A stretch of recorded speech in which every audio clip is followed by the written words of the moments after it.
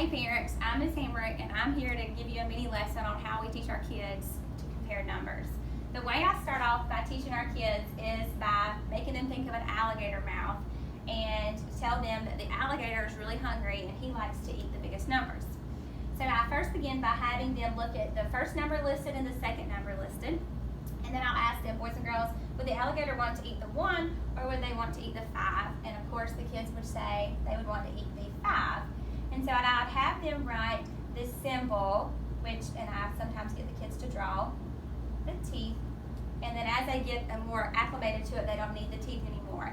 But this is whenever I introduce, okay, well this would be the less than symbol because it's facing the second number.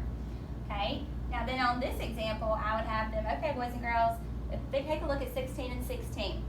Well, alligator can't decide which one he wants, so he has to have a tie. So I tell my kids that this is called the equal sign. He can't decide, so he's just going to sit there and stare at both of them. Okay?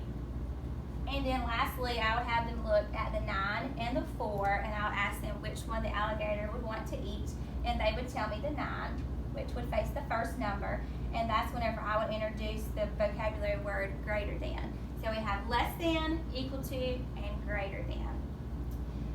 Sometimes they will also be exposed to the numbers like this, and they would also do the same procedure, 23 or 42, as the numbers get larger, and they would tell me that the number 42 would be what the alligator mouth would want to eat. Sometimes they have a picture here,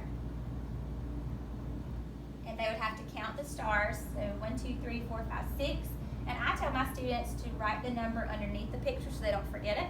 And they go to the other side, 1, 2, 3, 4, 5, 6, and then the alligator realizes that they're both the same number, and so he is not sure which one he wants.